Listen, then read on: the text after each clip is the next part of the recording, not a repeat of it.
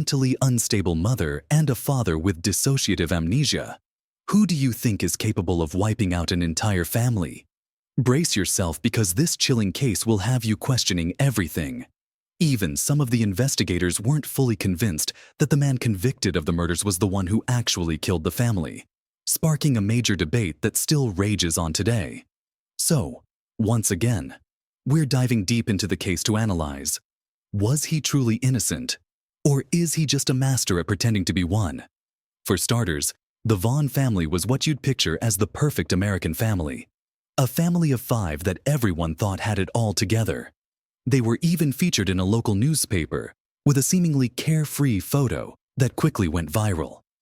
In this picture, we see Kimberly Phillips and Christopher Vaughn, a couple who had been together for over a decade, raising 3 children. To the outside world, they seem like the perfect, happy, close-knit family. But little did anyone know their seemingly perfect life was about to take a dark and tragic twist that would shake everything to its core. Kimberly, born in December 1972 in St. Charles, Missouri, grew up in a well-to-do family with 2 sisters, Jennifer and Elizabeth. Interestingly, Jennifer was Kimberly's twin. Kimberly's family placed a strong emphasis on education and personal development. In fact, she attended a prestigious school, was active in sports, and was known for her friendly, open, and sociable nature. On the flip side, we've got Christopher Vaughn, born in September 1974 in St. Louis, Missouri. He grew up in a humble, tight-knit family with 2 brothers. As a kid, he was all about soccer, hiking, camping, and spending time with his family outdoors. These little details might seem random now, but trust me, they'll play a big role later when it comes to piecing together the mystery of what really happened. According to sources, Kimberly and Christopher met in the early 1990s, and it didn't take long for them to fall head over heels for each other. But not everyone was on board with their love story, especially Kimberly's parents. They didn't approve, citing Christopher's age, lack of a stable job, and less than affluent background. But Kimberly and Christopher weren't about to let anyone stand in their way. They were determined to make it work, and not long after, Kimberly found out she was pregnant. In the summer of 1994, they tied the knot. Christopher was still a teenager, not yet 20, while Kimberly was just a little older. Despite their youth, they were ready to start a family. Their first child, Abigail, was born just 4 months after the wedding in October 1994. A year later, their second daughter, Cassandra, arrived, and 3 years after that, their son Blake completed the family. The early years of their marriage were filled with love and laughter as they built their life together. The kids were talented and creative, excelling in sports and music. Kimberly was a devoted homemaker, always involved in her children's lives, serving as the head of the PTA and leading their scout troop. Meanwhile, Christopher was building up a small cybersecurity business. After a few years, the family made a big move to Washington State, and by the early 2000s, they settled into a quiet town in Illinois, where they bought a big house. This was the time the family was featured in a newspaper for how beautifully they had decorated their home. Kimberly, eager to take on something new, decided to go after a law degree. She enrolled in a local university and, just a month before the tragedy struck, earned her law degree. From the outside, their family seemed like the perfect picture of the American dream, right? So, if you're wondering what went wrong, well, it turns out that Christopher's job often took him away from home. During those trips, he began an affair with a woman named Jill. This affair went on for about a year before Kimberly found out, and it rocked their marriage to its core. Even though Christopher had betrayed her, they chose to stay together, mainly for the kids. But the cracks in their relationship only deepened. Kimberly couldn't shake the feeling that Christopher was still cheating on her, and as it turned out, she wasn't wrong. As if all the emotional stress wasn't enough, Kimberly's health started to suffer too. She began battling severe anxiety, constant migraines, insomnia, and even high blood pressure. It was a lot to handle, and she had no choice but to see a doctor. The medication she was prescribed became a regular part of her life, and for about a year, she did her best to manage it all. Additionally, Kimberly attended sessions with a psychologist where she opened up about the growing issues in her marriage. Despite everything she was going through, she remained sociable, friendly, and active. On the other hand, Christopher was described by those close to him as a withdrawn introvert who rarely expressed emotion. Then came June 2007, just before their 13th wedding anniversary. The couple decided to take a family trip to an amusement park in Springfield, Illinois. Christopher picked the destination, and the rest of the family was on board with it. So, in the early morning hours of June 14th, the Vaughn family set off in their SUV. But only a few hours later, Christopher was found bloody, wandering along the highway by a passing motorist. He had a wound on his leg and, in a calm tone, claimed that his wife had shot him. But that's where his story got strange. He couldn't recall anything more, blaming a sudden lapse in memory. According to Christopher, they had been on their way to the amusement park when Kimberly started feeling carsick and asked him to stop. He pulled over to the side of the road and stepped out to check the roof rack. That's when he said he heard a gunshot, and everything went black. When he came to, he saw blood running down his leg and, in a state of shock, ran away, not knowing what had happened to his wife and children. He was picked up by a passerby and still couldn't remember where the SUV had been parked. But when the police found the vehicle, they discovered something horrific inside. Kimberly and their 3 children, all shot dead. From the time police got to this startling scene, Private Investigator Bill Clutter says father and husband Christopher Vaughn was the primary suspect, accused of killing his family and staging it to look like a murder-suicide. By the way, I post true crime and new cases here every day, so if that sounds like your kind of thing, please consider subscribing. It helps a lot. Kimberly had been shot once in the head, and each of the children had been shot twice. Although a witness at the scene recalled Christopher Vaughn saying his wife had pulled the trigger, Vaughn's memory seemed to betray him once he reached the hospital. In fact, when speaking to a nurse, he reportedly said, "You should call my wife.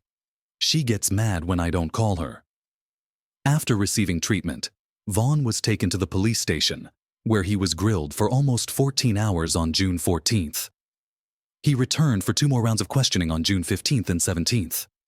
During these lengthy interviews, he told investigators he remembered Kimberly asking him to pull over on the frontage road because she was feeling nauseous. He described how he pulled off the road, parked near a cell phone tower, and got out of the car to check the back tires. After securing the strap on the topper, he got back in the car and noticed his leg was bleeding. However, he claimed he had no memory of anyone shooting him or his family. When detectives suggested that perhaps Kimberly had shot him, Christopher immediately defended her, saying there was no way she could have hurt the kids. He stuck to his story, stating that he had only learned about being shot when a doctor told him at the hospital. He seemed genuinely confused, claiming that no one else was around and Kimberly didn't have a gun, so he couldn't understand how it had happened. As the questioning continued, the detectives informed him that his family wasn't dead and asked him to explain what had happened. At that point, Vaughn asked them to bring Kimberly in so he could talk to her directly. Throughout the entire process, he repeatedly denied being involved in the deaths, insisting that he had no memory of the horrific events. But soon after, he also claimed that it was Kimberly who shot him. This shift in his story only added to the confusion, making it harder to believe his version of the tragic events. Initially, many people defended Christopher, believing he couldn't possibly have committed such a horrific act. They speculated that someone else might have been involved. However, the police, who had seen the crime scene firsthand, were convinced that the murders were domestic in nature and dismissed the idea of any other suspects. During further interrogations, Christopher couldn't recall any new details, but stuck to his story, insisting that Kimberly might have been the one to kill their children, wound him, and then take her own life. He attributed her actions to the medication she had been taking and the tension in their relationship due to his infidelity. He explained his memory loss by claiming it was a result of shock, which also accounted for why he hadn't immediately contacted the authorities or emergency services. Despite his unconvincing explanations, there wasn't enough evidence to arrest Christopher right away. The police continued their investigation, seizing the couple's laptops and searching the family's home. While the preliminary investigation was underway, Christopher remained free, even going so far as to organize the funeral for his wife and children. The funeral, scheduled for June 23rd, took place at a local funeral home. A large crowd gathered, and many attendees noticed the palpable tension between the Vaughn and Phillips families. Just as the funeral service was about to begin, a police car arrived, and Christopher was arrested on charges of murdering his family. He remained calm, going with the officers without resistance. However, his parents were furious, arguing that their son wasn't even allowed to say goodbye to his family. While Christopher's guilt had not been proven, the extensive media coverage of the case led the Vaughn family to believe that his arrest at the funeral was a deliberate move to garner even more public attention. Meanwhile, the Phillips family welcomed the arrest. Kimberly's mother expressed a sense of relief, saying she was glad her daughter had been cleared of suspicion in the deaths of her children. From the outset, investigators had been skeptical of Christopher's account. He consistently attributed his lack of recollection to a sudden memory lapse, all while insisting that his wife was responsible for the horrific crime. He even considered himself fortunate that the bullet had only grazed the soft tissue of his thigh, avoiding any major blood vessels. But as the investigation unfolded, it was revealed that Christopher had taken out a life insurance policy on Kimberly, one that would entitle him to a $1 million payout in the event of her death. The deeper the police dug, the more convinced they became that Christopher was the primary suspect in this terrible tragedy. The investigation spanned over 5 years, and during this time, Christopher remained in custody despite his repeated claims of innocence. He faced a slew of serious charges, and if convicted, he could have been sentenced to death under state law. He was provided with attorneys funded by a special program offering legal defense to those facing capital punishment. Christopher's defense team worked tirelessly to shift the blame onto his late wife, Kimberly. They presented evidence suggesting that Kimberly had suffered from various mental health issues, made worse by the marital crisis caused by Christopher's infidelity and her subsequent health problems. They argued that the medication she had been prescribed only worsened her condition, ultimately leading to her tragic actions. Now, this whole thing might not be as far-fetched as it sounds, especially if you consider the perspective of Robert Deal, a crime scene investigator who worked on the case. Deal has openly supported Christopher Vaughn, arguing that the bullet's path and other forensic evidence actually point to Kimberly being the shooter. He believes that investigators had tunnel vision, only focusing on one theory without considering other possibilities. According to Deal, whenever he tried to suggest something that went against the official narrative, he wasn't taken seriously. He felt like every time he had an idea that didn't fit with what the police were saying, they just brushed him off, claiming that Christopher Vaughn was a criminal mastermind who could outsmart everyone, even the experts. Deal said they would change their theory of what happened to try to match the evidence instead of letting the evidence guide them to the truth. The defense team also pointed out that some key pieces of the state's forensic case didn't hold up under scrutiny. For instance, the state argued that Christopher unbuckled his wife's seatbelt after shooting her, claiming a large bloodstain near the latch came from Kimberly's wound. But when DNA tests were done, it was revealed that the blood actually belonged to Christopher, not Kimberly. What's even more telling is a transfer stain found on Kimberly's right thumb, which suggests that she might have unbuckled her seatbelt after Christopher was shot. This little piece of evidence made the state's theory look pretty shaky. The defense didn't stop there. They also highlighted that, at the time of her death, Kimberly was taking medications like nortriptyline and Topamax for her migraine headaches. A year after her death, the FDA released a report that showed a significant risk of suicide linked to both of these drugs.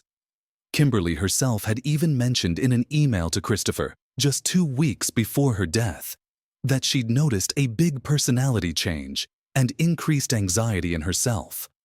To make matters more complicated, her nortriptyline levels were found to be at the low end of the toxic range, suggesting that the medication might have been messing with her mood and behavior. The defense theorized that these drugs could have made her behave in ways that were out of character, potentially even leading to self-harm or homicidal thoughts. The defense also suggested that Christopher could have suffered from something called dissociative amnesia. This condition, which can happen after a person experiences something traumatic, could explain why he had no memory of the tragic events that occurred. Even Dr. Todd Grande, a professional counselor who specializes in personality disorders, addiction, trauma recovery, psychopathology, and assessments, pointed out that cases like this aren't exactly rare. According to him, it's actually possible for people to lose their memory following a specific traumatic event, like an accident. The argument of the defense was that Chris had memory loss, and it could be explained by a disorder called dissociative amnesia. This is a type of amnesia that can occur around the events of a trauma. I've seen this many times. I don't have any doubt that it's a real condition. For example, it happens once in a while with severe motor vehicle accidents, said Dr. Grande. The argument of the defense was that Chris had memory loss, and it could be explained by a disorder called dissociative amnesia.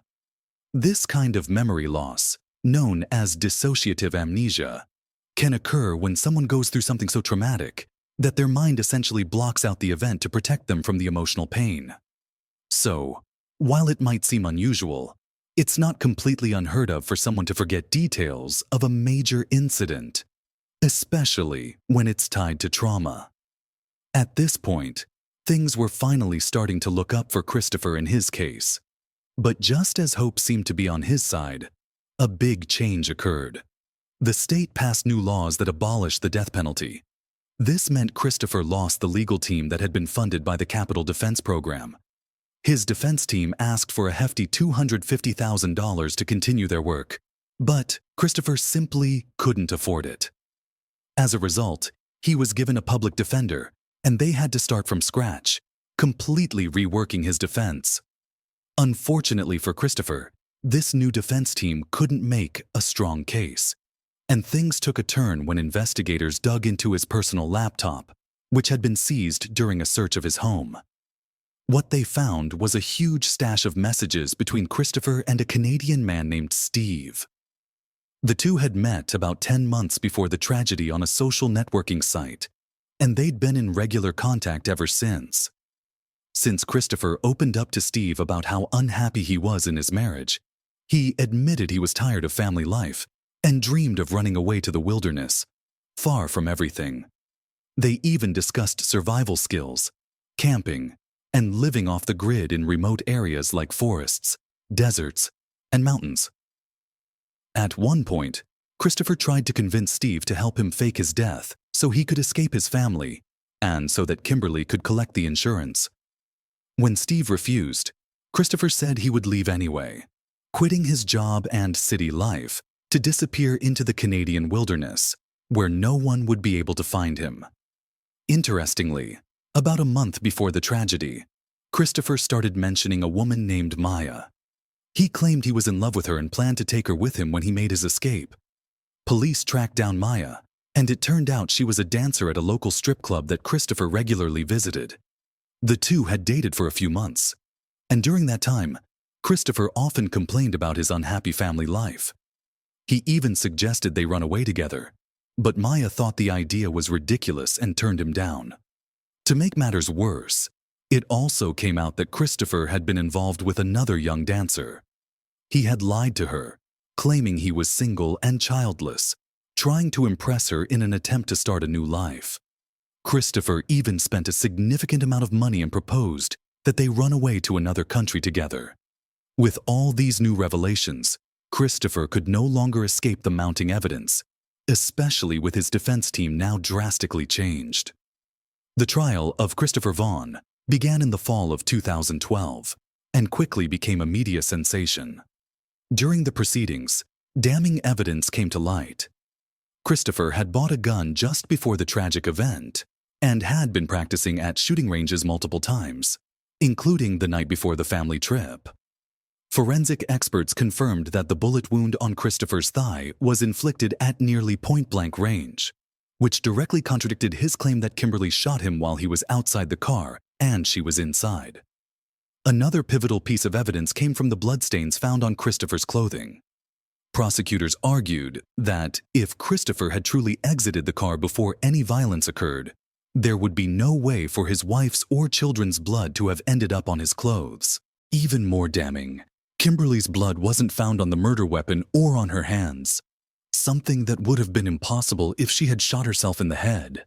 Instead, investigators discovered a drop of Christopher's blood on Kimberly's thumb, suggesting she had been in close contact with him after he was injured. Further investigations into Christopher's work computer revealed even more incriminating evidence. He had researched detailed methods for staging a crime scene. This discovery painted a clear picture, further implicating him in the brutal murders of his wife and children. Kimberly's physician also played a critical role in the trial, providing testimony that Kimberly, despite being prescribed medication for insomnia, headaches, and high blood pressure, had never shown any signs of desire to harm herself or others. Even with the defense's attempts to counter the evidence, the jury ultimately found Christopher Vaughn guilty on all counts, convicting him for the horrific murders of his entire family. Christopher Vaughn was sentenced to 4 life sentences, one for each of his family members, without the possibility of parole. However, shortly after receiving this harsh sentence, Vaughn made a surprising statement. He claimed that he suddenly remembered the events of that tragic day in great detail and that he had never actually lost his memory. According to his new account, the gunshots rang out after he exited the car. Initially, he was confused about what was happening, but then he saw the bodies of his children. At that moment, he said his wife shot him in the leg, shouting that everything was his fault, before turning the gun on herself. This new testimony was dismissed as absurd and had no impact on the verdict. Despite the overwhelming evidence against him, Christopher's parents continued to fight to clear his name in the court of public opinion. For years, they appeared on talk shows, gave interviews, and maintained blogs and social media accounts where they portrayed their son as a victim of an unhappy marriage. They also blamed Kimberly's family, insisting that her relatives never accepted Christopher and made his life miserable from the very beginning. The Vaughn family filed multiple petitions for clemency, hoping to have Christopher acquitted or his sentence reduced. Several of these petitions were addressed to the state governor, who, after reviewing the case, declared that he had no reason to doubt the fairness of the court's decision. The governor emphasized that the murder of one's own family is one of the most heinous crimes imaginable, and in this case, there would be no leniency or justification. With all that being said, do you think Christopher is the killer? According to official reports, the shot in his thigh was just an inch away from his genitals, which could have been a life-threatening blow. But then, there's the fact that he seemed to want to escape to the wilderness without his wife, which could definitely be seen as a potential motive. To add to that, while in prison, Christopher allegedly wrote a 140-page notebook about his life, yet he didn't mention anything about his wife or kids. Instead, he focused on his relationships with other women, which seems pretty bizarre, right? What are your thoughts on this? Drop a comment below. If you like the way we create these videos and you want to help bring more cases like this to light, hit that like button and subscribe for more deep dives. Thank you once again for watching.